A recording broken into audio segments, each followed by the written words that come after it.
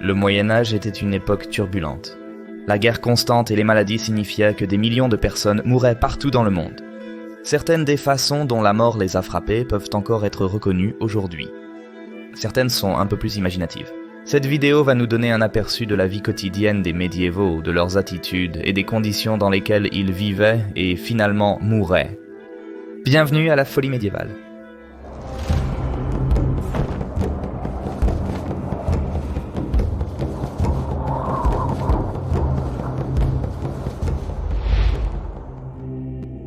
Boire. Le 6 mai 1301, Peter de Huntington et Andrew Pyle avaient déjà bu quand ils sont arrivés à la maison de Walter Vigorous à Londres. Arrivés là-bas, ils ont continué à boire jusqu'aux vêpres, au coucher du soleil. Andrew et Peter ont décidé de commencer à lutter, juste pour le plaisir. Andrew voulait arrêter de se battre à cause de ses vêtements déchirés. Peter, étant un bon ami, a enlevé son gilet et l'a donné à Andrew. Ils ont poursuivi la lutte avec toute leur force. À cause de la façon dont ils se sont agrippés l'un à l'autre, la jambe droite de Peter a été cassée. Il a vécu pendant presque 1 mois, mais il est mort dans la nuit du 1er juin à cause de la fracture et du mauvais soin. Richard Brewer portait un sac de malt dans les escaliers chez William Cross le 17 décembre 1300. Une fois entré dans les quartiers d'habitation, ivre, il a trébuché accidentellement et est tombé. Il s'est rompu le diaphragme et les intestins, ne survivant que 5 jours avant de mourir dans la nuit, peu avant le couvre-feu.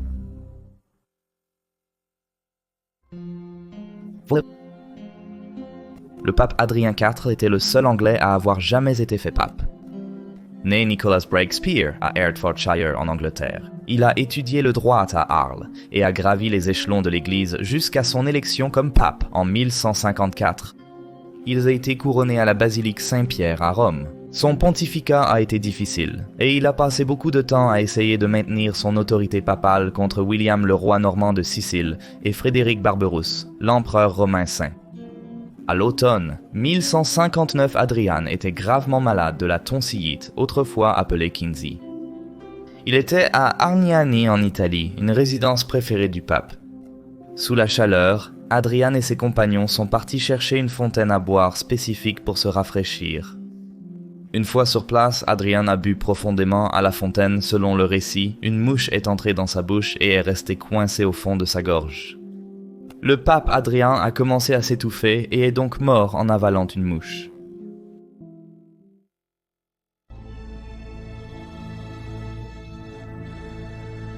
Le 24 août 1278, Godfrey de Belstead se dirigeait vers Londres depuis Cheshunt. Il montait un cheval qu'il avait loué à un villageois et était en compagnie d'un homme nommé Richard le Lisier.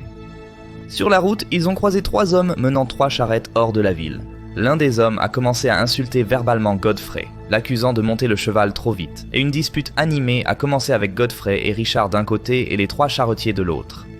Soudainement, un charretier a saisi une fourche en fer et a frappé violemment Godfrey sur la tête, causant une blessure de 2 pouces qui a exposé une partie de son cerveau. Les 2 autres charretiers ont rejoint l'agression, frappant Godfrey, déjà gravement blessé, et son compagnon Richard avec des bâtons. Richard a juste réussi à échapper à la mort, mais Godfrey a été laissé pour mort. Godfrey a survécu un peu plus d'1 semaine avant de succomber à sa blessure à la tête et aux blessures de son passage à tabac. Il est mort le 1er septembre, vers la 3e heure.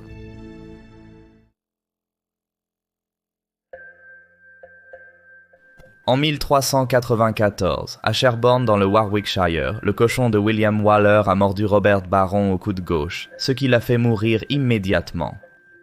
Et dans une boutique à Londres au printemps de 1322, une petite fille d'1 mois nommée Johanna, fille de Bernard d'Irlande, était allongée seule dans son berceau. Une truie est entrée dans la boutique ouverte et a mordu mortellement la personne sur le côté de la tête. Après un bon moment, sa mère Margaret est entrée et, en trouvant son bébé dans un tel état, a poussé un cri. Elle a réussi à garder le bébé en vie jusqu'à minuit, mais malheureusement l'enfant est mort de la dite blessure.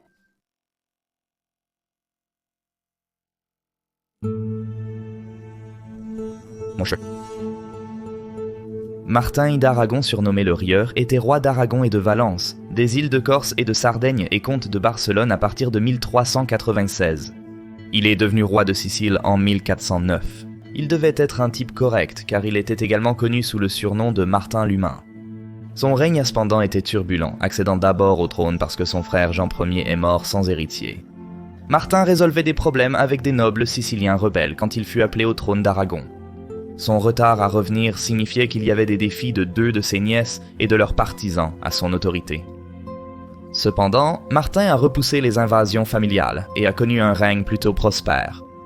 Il était un partisan du pape Benoît VIII et a aidé à le sauver lorsqu'il a été emprisonné en 1403. En 1410, Martin séjournait au monastère de Val d'Onzella, près des murs de Barcelone.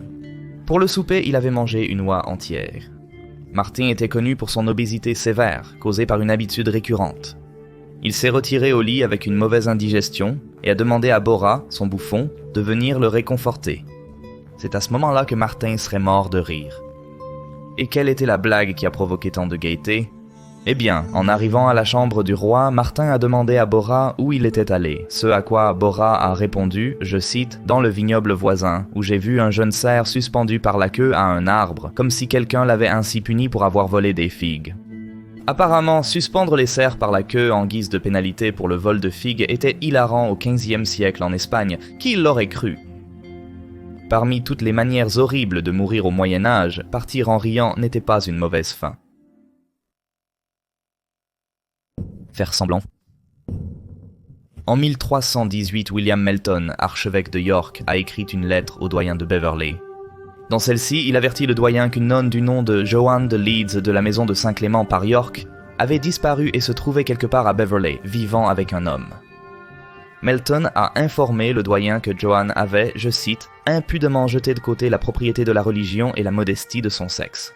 Il semble que plusieurs des consoeurs de Joanne l'aient aidé à s'évader, ce qu'elle a fait en feignant la maladie et la mort en utilisant un mannequin à la place de son corps. Melton a déclaré que, je cite, « avec un esprit malveillant simulant une maladie corporelle, elle a prétendu être morte, sans crainte pour la santé de son âme, et avec l'aide de nombreux complices, des malfaiteurs avec préméditation, a fabriqué un mannequin à l'image de son corps afin de tromper les fidèles dévoués. Et elle n'a pas eu honte de faire enterrer ce mannequin dans un espace sacré parmi les religieux de cet endroit. » Après avoir simulé sa propre mort et son enterrement, elle a ensuite, je cite, « de manière rusée et néfaste, tourné le dos à la décence et au bien de la religion. Séduite par l'indécence, elle s'est impliquée irrévérencieusement dans la voie de la luxure charnelle, loin de la pauvreté et de l'obéissance, et ayant rompu ses vœux et abandonné l'habit religieux, elle erre maintenant à son gré au péril notoire de son âme et au scandale de tout son ordre. » Et ce n'était pas la première fois que Saint Clément était scandalisé par des religieuses égarées. En 1301, une autre religieuse du prieuré du nom de Cécilie a rencontré certains hommes aux portes et a jeté son habit de religieuse avant de monter sur un cheval sellé et de partir avec eux à Darlington. Une fois là-bas, Grégory de Thornton l'attendait et elle a vécu avec lui pendant plus de 3 ans. L'archevêque Melton a ensuite mené une armée de citoyens de York, de clergés et de frères à la bataille de Myton sur la Swale contre les Écossais en 1319. Il est devenu plus tard Lord Trésorier d'Angleterre. Malheureusement, on n'a jamais découvert où se trouvait Jeanne de Leeds. Karma. Connu sous le nom de Le Puissant, Sigurd Einstensen était le 2e comte viking des Orcades, qui a vécu et régné à la fin du XIXe siècle. Les îles Orcades, proches de la côte nord-est de l'Écosse et de la Scandinavie, étaient des bastions vikings idéaux d'où Sigurd lançait des attaques dévastatrices sur le continent britannique, écrasant ses ennemis sur son passage. Puis Sigurd a défié Mulbrichter, le Bugtooth, qui était un noble écossais. Il a accepté un duel, mais il semble que Sigurd n'était pas toujours un combattant loyal. Les conditions du combat étaient que chaque guerrier prendrait 40 hommes et se rencontrerait pour un combat à mort, mais Sigurd a triché pas mal et s'est présenté avec 80 hommes à la place. Complètement dépassé en nombre, Maul et ses hommes ont été rapidement vaincus et Maul a été décapité. Sigurd a pris la tête de Maul comme trophée de victoire et l'a attachée à sa selle. Les dents de sagesse distinctives de l'homme permettaient d'identifier sa tête par tout challenger, agissant comme un dissuasif. Alors que Sigurd s'éloignait, une dent de sagesse a tranché sa jambe. La blessure s'est rapidement infectée et Sigurd est mort peu de temps après à cause de la blessure maladive. Maul avait réussi à se venger du tricheur Sigurd depuis l'au-delà.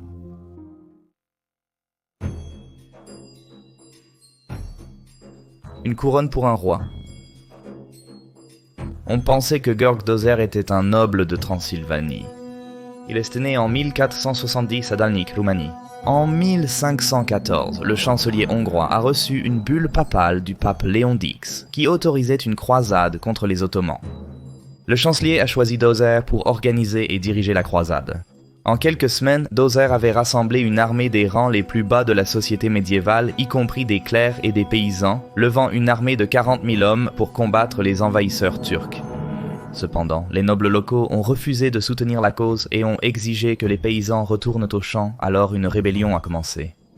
La rébellion s'est vite étendue, de nombreuses villes rejoignant le combat lors de leur traversée de la Hongrie, la croisade initiale étant désormais oubliée. Dózsa a capturé la forteresse de Senad et a fait empaler à la fois l'évêque et le gouverneur de la ville.